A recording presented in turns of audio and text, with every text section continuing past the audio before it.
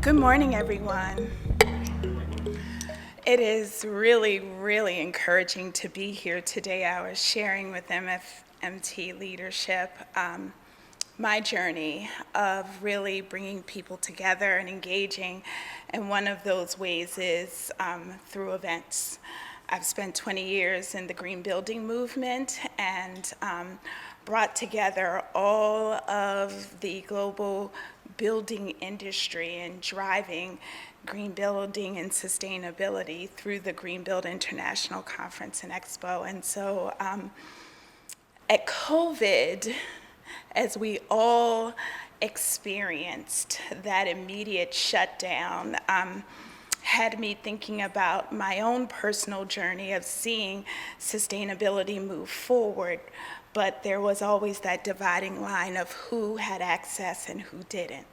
And I'm excited to be here in my native hometown. B. Moore is in the house. And as a native child, my father is a retired pastor, my mom a retired principal right down the street. It is good to be here today with you all who have heart and mind to understand how do we bring these concepts of resilient, healthy, people first places and spaces. And so that's the journey that I am going to take with you today. And I ask that you work with me because as a preacher's daughter, I love the call to action and back and forth. Can I get a whoop whoop? All right. Always thinking about learning objectives and making sure that we're on the same page about what success looks like. You understanding new market tools, learn how to leverage the built environment to be a bridge builder, and really driving so many of these nuanced conversations around diversity, equity, and inclusion and accessibility, moving from conversation and strategy to action. Understand the power of collaborations across departments, leadership, gatekeepers, influencers, and learn how to truly build an authentic roadmap.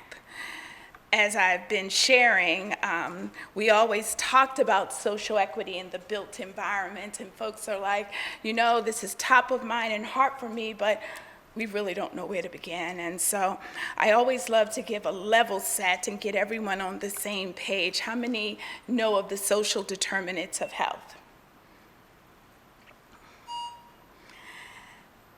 It is the conditions in the environment where people are born, live, learn, work, play, worship, and age that affect a wide range of health, functioning, and quality of life outcomes and risk. Some examples would be city planning, safe housing, transportation, neighborhoods, discrimination, violence, education, access to nutritious foods and physical activity, opportunity for language and literacy skills. It's all interconnected. And Dr. Mindy Fuller-Love, and I love to reference the experts that have influenced my journey. She was one of my master speakers over in the green building world, but so much of health and well-being is thinking in the mindset of sustainability 2.0. And she really cut the line with her book on urban alchemy and saying, what is the problem that we must solve? And it's the fracture that exists between the have and the have-nots. Nuanced. What we know in 2020, it created a paradigm shift. Everyone, globally, regionally, locally, we're experiencing the same challenges. We know historically what was offered to communities and neighborhoods. Who are the influencers? Who have the ability to shift and activate so that everyone has a voice and defining what does equity look like from their lens, what does well-being look like, and this is both a personal as well as a collaborative journey. What does well-being look like? Here at the International Well-Building Institute, we understand that the role that buildings can play in human health and well-being has never been more evident or more important. Our physical constructs and our social constructs can either build the opportunity in the space and environment for people to thrive or continue to struggle in all of our efforts to create productivity and performance that builds a culture of health. The International Well-Building Institute is a standard-bearing organization, and they brought forward to the industry the well-building standard. And it was the answer to folks that were coming to, I would say, the community and saying, just send me a list of things that we can do in our building so that we can compete. We'll just throw everything almost at the wall and see what sticks. What we realized, that wasn't strategic, it wasn't strengthened by evidence and research. And these bodies of leaders came together to create an evidence-based roadmap to support the health and well-being of your space, to make it operative and perform highly, as well as make it an inviting place for all. We often speak about the figure of Billy in the basement. It was a quote of a person from one of our large-scale building operators, and they spoke about the focus of amenities, but rarely do those amenities embrace the person behind the scenes, the person that's operating, the folks that are supporting the building and performance. We want to think holistically, not by the top floor, but holistically for everyone. What we contend is that by really driving an evidence and research-based scorecard that reflects the values of each tenant, you will mitigate record levels of burnout, create a culture of belonging, embedding diversity and equity and inclusion, not as an add-on, but into the DNA of the organization and your vision. DEI will drive productivity and get us back to confidence with health and safety.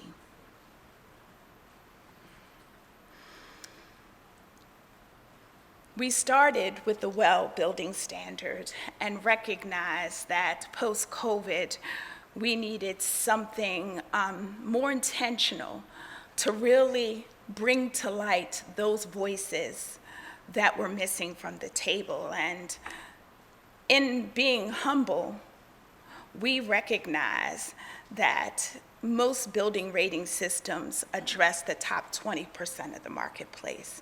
In order to think more holistically across all building types and their performance abilities, we needed to step out of ourselves and listen to what the experts were saying. And so I was brought in and recruited, being a longtime advocate for targeting those folks that weren't in the top 20% as I went through my journey and convened close to 30,000 folks in buildings such as this, high-performing buildings. Rarely when I returned home to my church community, those folks that were living in affordable housing, their children were attending Title I schools, where was I able to see the same level of innovation, opportunity, and access. And so this is personal for me, and so you'll see me passionate. And it opened up a whole new world of experts that were really thinking about health equity and how buildings can address many of these issues, as we spend more than 95% of our time in buildings and space. 45 global co-chairs. We thought this listening and learning tour of interviewing the experts consistently, bringing them together in roundtables, having community forums, take about 6 months. It took 2 years. Close to 200 advisors working monthly, coming together bi-weekly in forums to really push and drive us. And just to give you a sense of that iteration, we interviewed all of the health experts across sectors, not just the building industry, transportation, municipality, investor and real estate, residential and affordable housing space, the healthcare industry as well. And of course, thoroughly driving into our trade associations within the building industry. One of the things that we knew were missing was the next generation.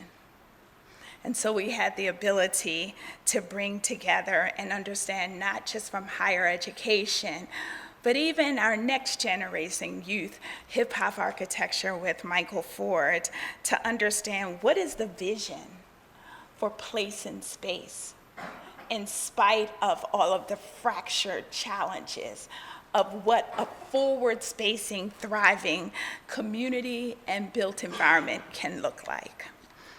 Here's just a taste of some of those experts: Dr. Risa Lavizo-Moray, Dr. Yele Aluko, Dr. Mindy Fulalove, the executive director of IIDA, Chisomi, the chief resilience officer for the city of Boston, so many different leaders and folks across the world challenging us at a macro level, and then 200 advisors to really drive into this social determinants of health. And what are the strategies and goals that we can really break apart for buildings, for how we operate, but then for people first places. I love to make sure that in definitions we're on the same page around who's in the room, who's trying to get in the room but can't, whose presence in the room is under constant threat of erasure, have everyone's ideas been heard, and whose ideas won't be taken as seriously because they aren't the majority. We've addressed the ability to move forward economically, globally, regionally, locally. How do we build organizational culture in this time where so much of the workforce works remotely? Businesses are trying to bring people back with confidence and security. It's not just returning to space, but returning to people, how we connect and engage person to person. Some of those qualitative indicators that are sometimes hard to measure, but really make the difference in someone staying, committing, and seeing a pathway forward for themselves in an organization, and someone that shifts and moves. The research is showing how companies perform higher, more profitable, but we can talk about all this fuzziness. How do we translate social commitment to action? And after doing this listening and learning tour and slowing down 6 months. Then we added on another 6 months. And then once we realized trying to get our arms around building a culture of health equity. Dr. Risa Lavizzo-Moray stated when she went to the White House, they asked her before the pandemic, how long would this take in a room full of C-suite business leaders? And as the executive director of the Robert Wood Johnson Foundation, she mentioned one generation, and the room dropped and went silent when we think about measuring quarter to quarter to quarter. Post-pandemic and COVID, she raised the bar and challenged folks 2 generations now. We got to get started, but as I always say, there's hope, there's abundance, there is the ability for everyone to thrive. I want you to hear from one of the experts, the CEO of the United Spinal Association, and his vision and purpose and perspective of his own journey. So I didn't want to leave this stage. We are the built environment and the building industry as well, without having you address. Some would suggest that ADA is outdated, not well enforced. Is there a need for ADA 2.0? And I'd love for you to share your experience even here. Yeah, so absolutely. So, and I'm very passionate about that, because of, me being a person that we use as a wheelchair, accessibility is like the most important thing for me. And in fact, it's one of the things that, gives me PTSD. When I travel, I love traveling, but every time I go to the hotel and I open the door of the hotel, my heart starts be saying, oh my God, is this room going to be accessible? Is the bathroom going to be accessible? Because it goes beyond just showering. It goes everything that you do in the bathroom, right? So it gives me a lot of stress. And, and I was telling Kimberly, like, the joy that I felt when I opened my room here and I opened my bathroom. I said, oh my God, this bathroom has everything, and it really gave me like a comfort and energy to say, you know what, I'm starting the day, with a very good energy. Do we need to rethink ADA? So ADA was amazing to get us where we are right now. But where we are right now is not good enough. And that's something that we need to think. And why do I think that we need to think about ADA 2.0? Is because I think ADA has done a lot of good, but has made us a little bit complacent. For a CEO that spends his job description is to be on the road, visiting, connecting, that means his daily experience is in anticipation. What is he going to experience? Even in transporting himself to the airport, getting to a facility. Myself, as an organizer, I am always thinking about the beauty and the wow factor. And I remember him sharing, we were putting flowers where they should be putting their laptops. Perspective, building and thinking for the extremes, and everyone else will be covered. Dr. Atia Martin, one of our co-chairs, former Chief Resilience Officer for the City of Boston, spoke about accountability. And I said earlier, there is an individual responsibility to really dig in and educate and understand the nuance of this paradigm and season, and how you individually can weave in the concepts of thinking about those on the fringe and the extreme, and how your everyday job and work can influence to create a different experience. And one of the other health equity advisors spoke about his son, who is also disabled, and there's always the VIP seats in the stadium. And he will never have access to that. They're always put off on the side. It's always the easy pathway in and out. And it was his dad's desire, even within this building industry, that we think differently about that one person's experience, even as we manage how do we deal with the hundreds of thousands of people that come through our doors every day. And as I said earlier, there's always abundance. And so as we think about this paradigm shift, we think that investing in your people, investing in the health of your people, prioritizing health should be center for today.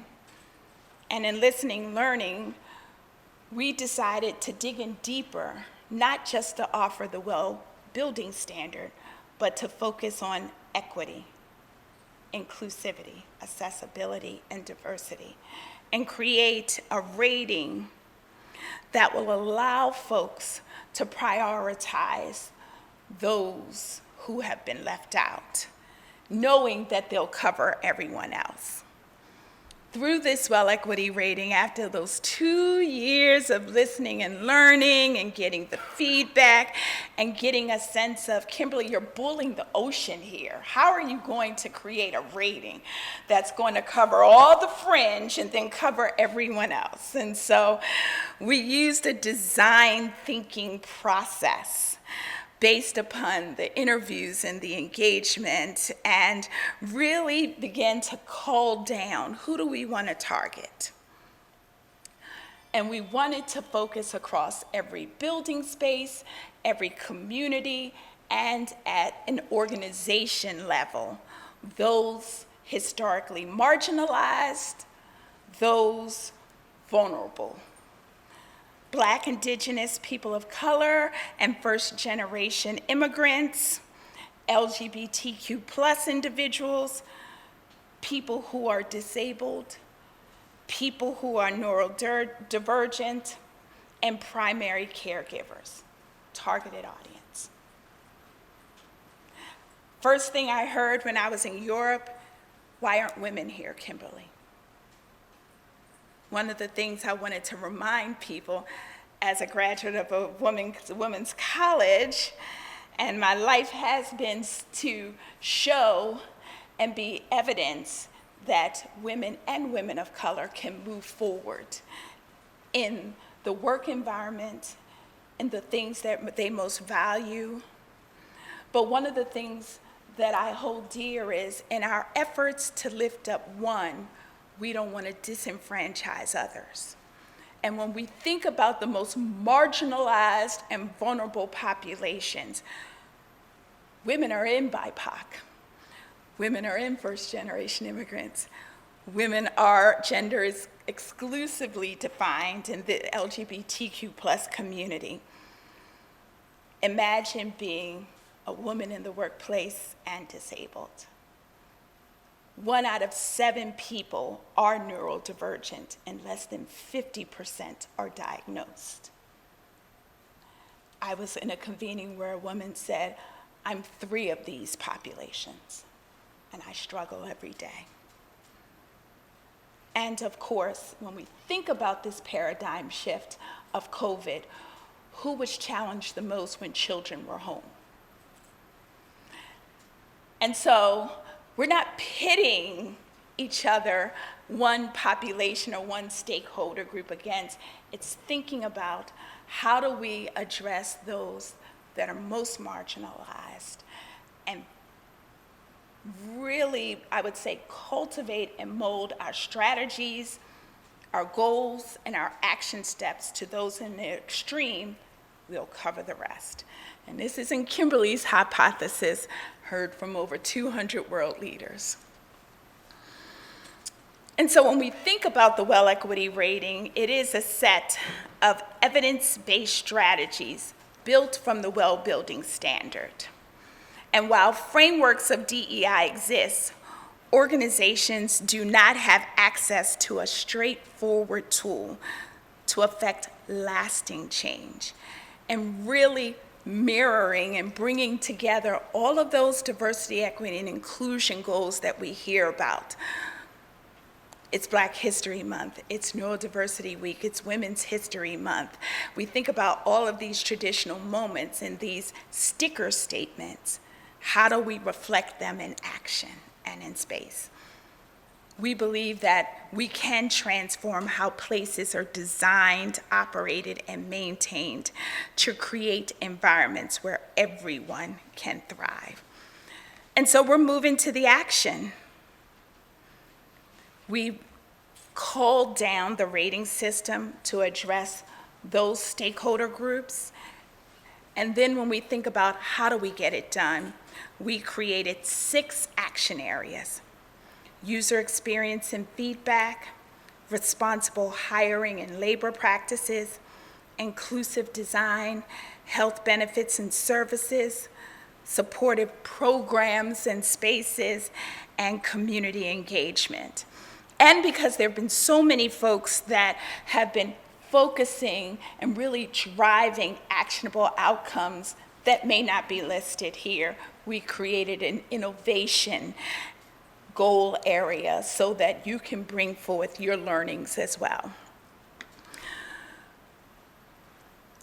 As we think about the primary audiences and the action areas, there were 2 things that we wanted that weren't preconditions, but you must address 2 of these 3 things: providing equitable access through policies and/or physical space, support inclusion, representation, and retention through employee engagement. We're returning to people. We need to understand this new paradigm. Who's in our space and place? What works for them? The old constructs may not work as we move forward. Increase the likelihood of employee loyalty through demonstrative actions of DEI goals, measurable actions that can be communicated and shown. Here's the money slide. When I think about the action areas, people are saying user experience. We purposefully started with the exploration and evaluation phase in the user experience and feedback to understand the wants and needs of employees and other organizational stakeholders. We see this as the first step in developing an authentic and customized roadmap. Everyone wants to stick with our current plan. Folks want to say, well, we haven't yet seen the outcome. It is important to always reset. Create a DEI assessment and action plan based upon the voices of your folks. Survey them. Administer pre- and post-occupancy surveys. Develop stress management plans. As people are returning to space and place, the statistics are showing that most people of color are challenged with coming back to the workplace. They've been able to focus on the job and not deal with the human constructs. And so how do we provide restorative services that allow everyone to function from the same place as we move forward? We also offer supportive programs and spaces, innovation, as I said, responsible labor practices, health benefits, community engagement. I want to dig in a little bit slide by slide. I spoke about the user experience and feedback. Within every built space, there exists a unique community of people with diverse characteristics. Engaging these diverse stakeholders from the onset creates the opportunity for collaborative dialogue among the decision makers. planners and individuals who are likely to be impacted. It reminds me of the integrated design process in the green building world, where every stakeholder needs to be at the table when you think about creating a plan for a project. We want folks to think about getting a baseline as who's in your place in space. Get a sense of what works for them in design, in health benefits and supports, and really begin to chart out a roadmap on how you build that, communicate it, get feedback, and evolve. One of the things I've heard in most building operators is really understanding their influence internally as well as in their supply chain. Addressing organizational diversity is always complex. And upon most organization operations, what's often blurred, hiring practices, determination of salary and wages, performance evaluations. We want to give you the tools to really make that authentic, make it embraced and consistent, and trusted.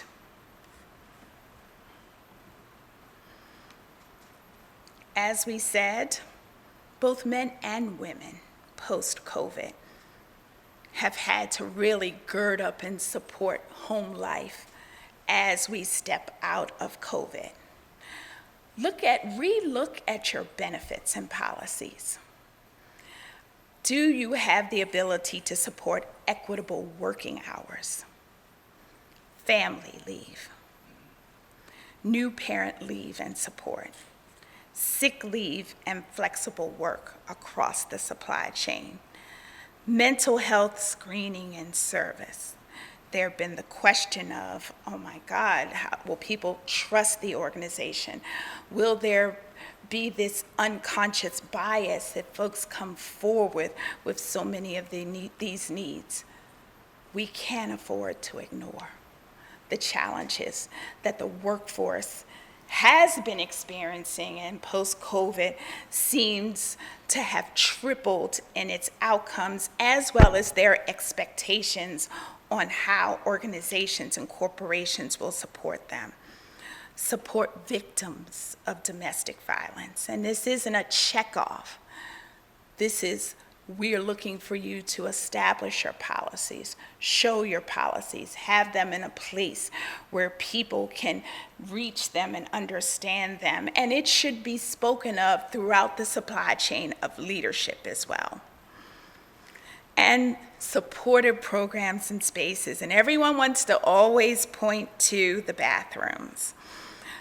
But in times where communities are struggling for healthy food quality and access, we want to think about ensuring local food access, accommodations for food sensitivities, offer lactation support, restorative spaces for those who cognitively need to step away,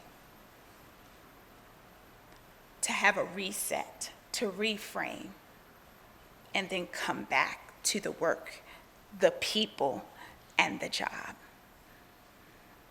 I think we have an understanding around the preferred cleaning products. That world has moved forward in the sustainability space, and we continue to want to support that. But this restorative space moment, physical activity spaces, connection to movement, getting outdoors, shifting that access, so very important in this time. And of course, how you show up in the community. Everyone wants to say, we've done so much in our building, but are we locking out, and how are we bringing folks in? I remember in every event that we would do, everyone would say, I want to, recognize and acknowledge, the land that we're standing on. I didn't start there as a native of Baltimore. We want more than the recognition.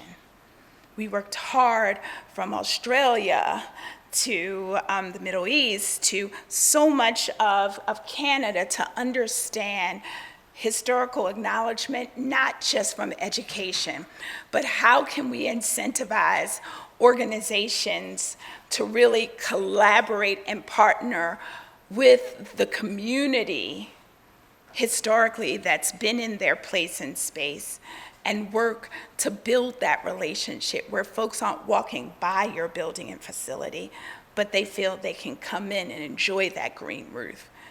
They can have access to some of the physical space that you have and the amenities from a food and beverage place. Trust for building community. And of course, accessibility, inclusive design. You've heard the executive director of the United Spinal Association. It's more than just bathroom accommodations. When we think about humans' productivity and thriving, it's thinking about even the furniture that we supporting and that we would source, that will support movement, ergonomics, acoustics. When we think about those folks who are neurodivergent, sound matters, light matters. The ability to step away for reset. How we design our buildings, how we operate. Light. I remember we were at Gallaudet University, which is a hearing impaired organization, and they talk about black and white depth zones for folks that communicate with their hands. Background space matters. The width of the aisle hallway matters so that they can face each other. How we operate and design can really reflect our values and who we're committed to. Just to dig in a little bit into our EE1 DEI Assessment and Action Plan, I wanted to really give you a sense of what's offered. The project or organization meets the following requirements: a comprehensive evaluation that meets gender, race, socioeconomic, disabilities, other metrics as identified by the project organization, but they do a comprehensive diversity and inclusion policy that establishes and meets the following requirements: connects DEI to the project or organization's goals and objectives, including a thorough health-oriented mission, considering at least the population selected for your requirements.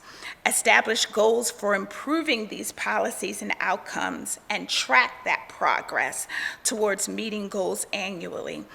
And a summary of the annual progress towards DEI goals are made widely available. The DEI leader should report to the C-suite, should have a budget. That is a part of the action assessment plan, and you must meet those. Provide enhanced health benefits. Doulas, birth support workers, comprehensive fertility services, gender-affirming cares, complementary and integrative healthcare services, nutrition support and services, non-emergency medical transportation that includes reimbursable transportation that meets the medical needs of the individual and covering all associated experiences. We give you specific strategies that you can build into your plan. People are like, this menu is huge. For you to meet the well equity rating, we've offered you 43 different strategies across all of those action areas that we've spoke about. 21 is the baseline for achieving the well equity rating. And we've provided a tool to help you figure out, where do I begin, Kimberly? We call this the roadmap planner, and we'll ask you a set of questions: the type of building, what country you're in, what are the primary spaces? Is this a core project? What's the approximate square footage? What is your occupant count? Are you near a residential space or do you have a residential component? It will then ask you about your organization's priorities to date. Are you focusing on one building or portfolio of buildings? And as we go through each strategy, it'll give you an opportunity to assess, no, we're not doing this, yes, I think we're doing part of this. And then at the end of each of the strategies, it will ask you about your survey. Have you surveyed? Have you spoken to your employees at every single level based upon those goals and questions that you've established? And from there, we will bring forward to you recommended features where you can begin. The ones that we feel strongly you're currently able to accomplish, the ones that you might be halfway there, and the ones that are beautifully established for long-term goals. Because what is most important about taking this equity journey, as you begin to thinking about, do you want to focus on fair labor? Do you really want to think about your design strategies?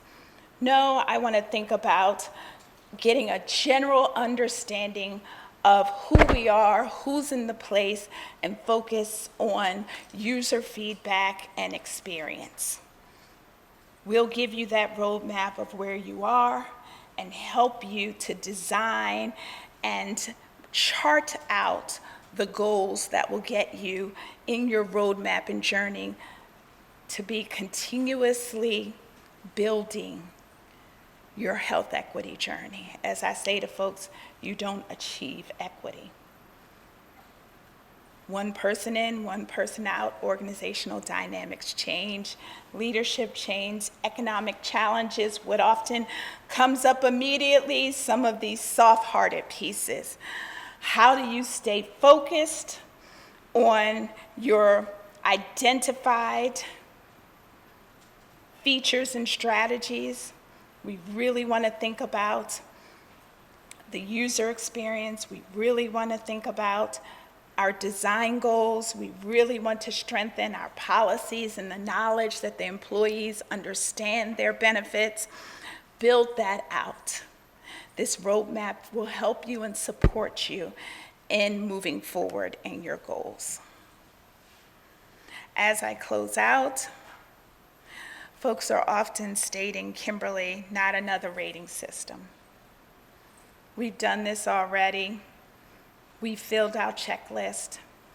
One of the things that we want to always recognize is that if you're already doing and applying resources and frameworks, it can be recognized in the Well Equity Rating and be integrated with the 43 features and opportunities that we offer in our menu, so that you're not doing a reset, but you're building upon the leadership that you've already established. I wanted to leave you with one more video as we close out.